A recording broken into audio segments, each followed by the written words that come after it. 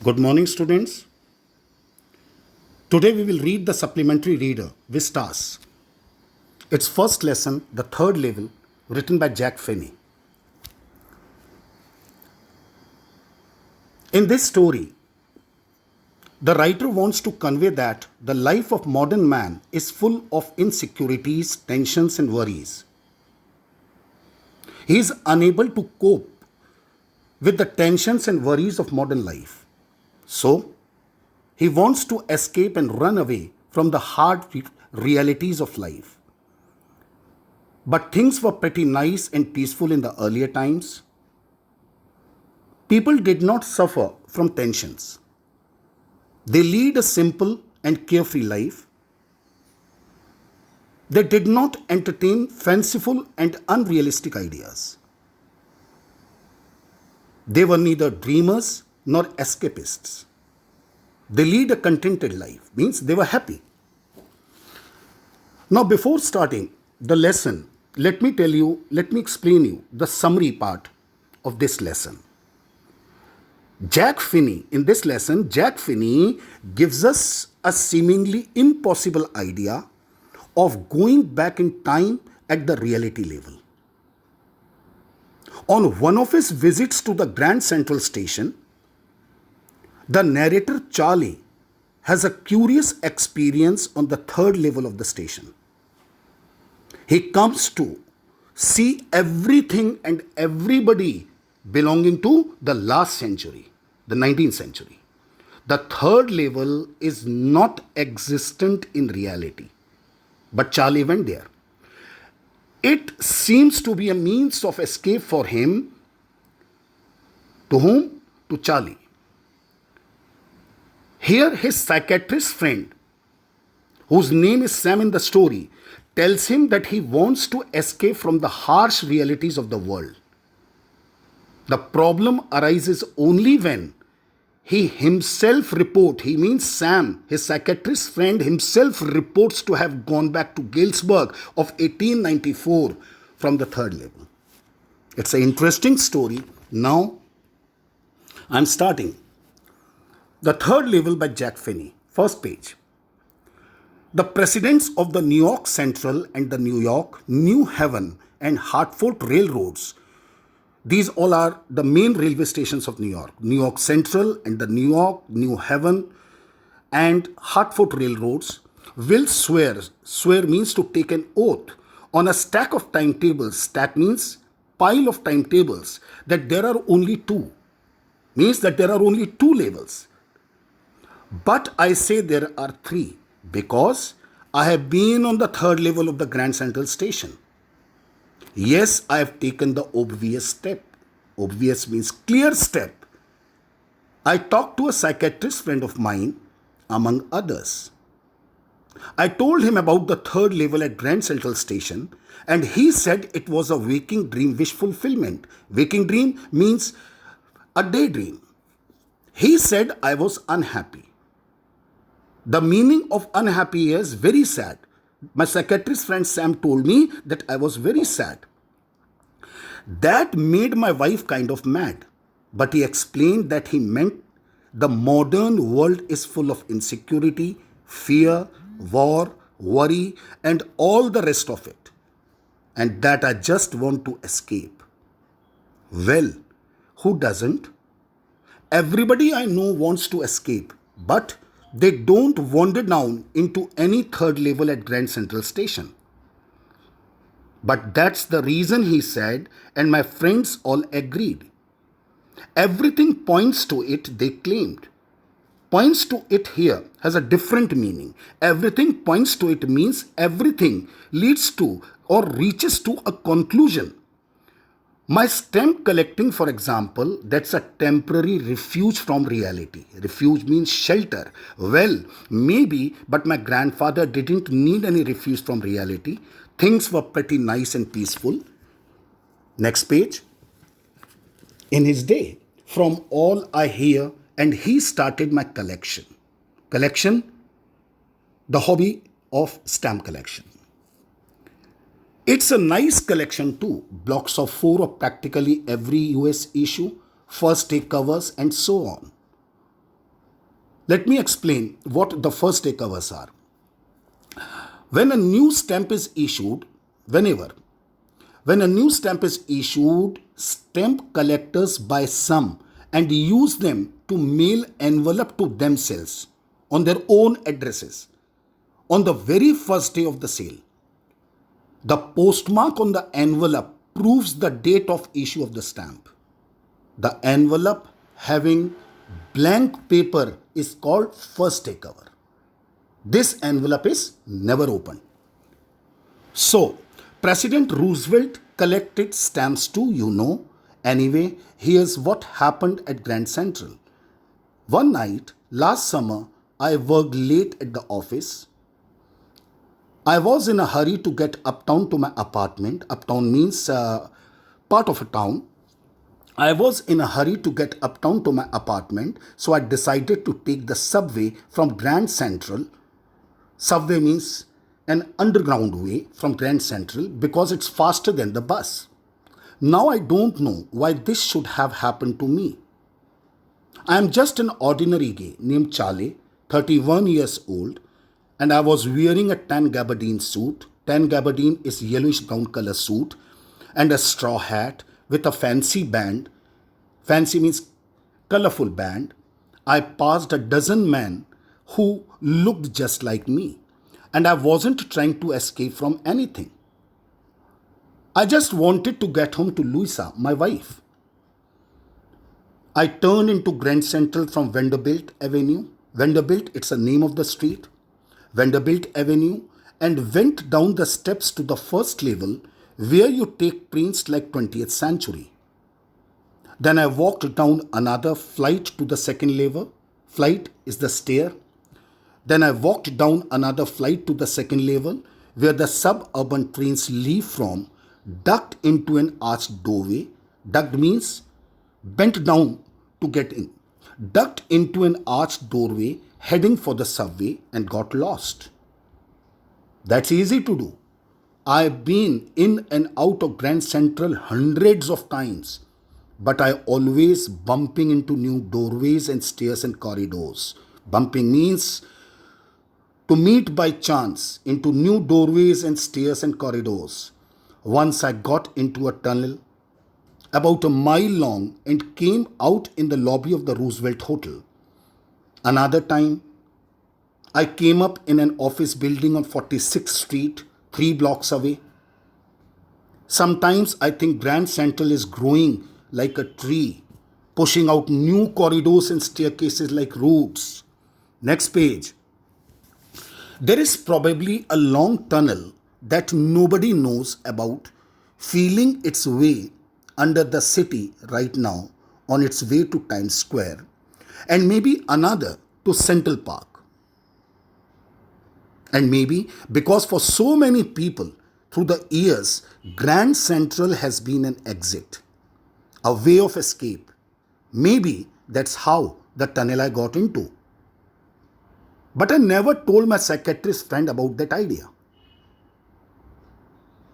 The corridor I was in began angling left. Angling means moving obliquely. The corridor I was in began angling left and slanting downward, and I thought that I was wrong, but I kept on walking.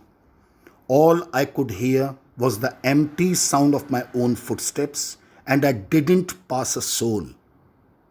Then I heard that sort of hollow roar, noises. Then I heard that sort of hollow roar ahead. That means open space and people talking. The tunnel turned sharp left. I went down a short flight of stairs and came out on the third level at the Grand Central Station. For just a moment, I thought I was back on the second level, but I saw the room. Now, students, here, the narrator reached the third level of 1900. Okay. So, for just a moment, I thought I was back on the second level, but I saw the room was smaller. There were fewer ticket windows and train gates, and the information booth in the center was wood and old looking. And the man in the booth wore a green eye shade and long black sleeve protectors. The lights were dim and sort of flickering. Flickering means to keep going on and off continuously. Then I saw why. They were open flame glass lights. Next page. There were brass spittoons on the floor. Spittoons are big vessels for spitting into. There were brass spittoons on the floor, and across the station, a glint of light caught my eyes. A flickering of light caught my eye. A man was pulling a gold watch from his vest pocket. Vest pocket means a small pocket. He snapped open the cover, glanced at his watch, and frowned. He wore a derby hat, a black 4-button suit with tiny lapels, and he had a big black handlebar mustache. Then I looked around and saw that everyone in the station was dressed like 18, 19 something. I never saw so many beards, sideburns, and fancy mustaches in my life. Sideburns are the hair that grows down the side of a man and face in front of his ears. They are the sideburns. And fancy mustaches in my life. A woman walked in through the train gate. She wore a dress with leg-off mutton sleeves and skirts to the top of her high-button shoes. Back of her, out of the track, I caught a glimpse of a locomotive. Glimpse means a quick look of an engine which was standing over there. I caught a glimpse of a locomotive, a very small Currier and Ives locomotive with a funnel-shaped stack. Currier and Ives, they were the famous American company, well-known for, famous for, renowned for the locomotives, the engines, railway engines. A very small Currier and Ives locomotive with a funnel-shaped stack. And then I knew. To make sure, I walked over to a newsboy and glanced at the stack of papers at his feet. It was the World, and the World hasn't been published for years. World is the name of the newspaper. The lead story said something about President Cleveland. I found that front page since in the public library files, and it was printed June 11, 1894. I turned towards the ticket windows, knowing that here on the third level at Grand Central, I could buy tickets that would take Louisa and me anywhere in the United States we wanted to go. Louisa is the wife of the narrator, as I told. In the year 1894, and I wanted 2 tickets to Galesburg, Illinois. Have you ever been there? It's a wonderful town, still with big old frame houses, huge lawns, and tremendous trees whose branches meet overhead and roof the streets. And in 1894, summer evenings were twice as long as people sat out on their lawns. At the men smoking cigars and talking quietly, the women weaving palm leaf fans with the fireflies all around, in a peaceful world. To be back there with the First World War still 20 years off, and World War II over 40 years in the future. I wanted 2 tickets for that. Switch on to the next page. The clerk figured the fare. Figure means calculated the figure. The clerk, the old-fashioned clerk who was sitting in that old-fashioned ticket window, the clerk figured the fare, he calculated the fare, he glanced at my fancy headband, and he figured the fare. And I had enough for 2 coach tickets one way. But when I counted out the money and looked up, the clerk was staring at me. He nodded at the bills. That ain't money, mister, he said. So, when did the ticket clerk utter these words? And why? That ain't money, mister. Listen, Charlie wanted to buy 2 tickets for his wife Louisa and himself to go to Galesburg of 1894 from the third level of the Grand Central, right? When he presented the modern currency notes, the ticket clerk refused to accept them. Why? Because he was not familiar with modern currency and he belonged to the last century. It was the reason why he told, why he warned, that ain't money, mister, he said, and if you are trying to skin me, means to dodge me, to befool me, you won't get very far. And he glanced at the cash drawer beside him. Of course, the money was old style bills, half again as big as the money we use nowadays, and different looking. I turned away and got out fast. There's nothing nice about jail even in 1894. And that was that. I left the same way I came, I suppose.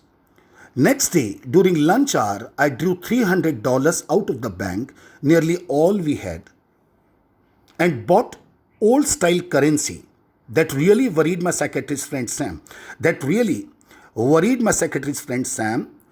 You can buy old money at almost any coin dealers, but you have to pay a premium.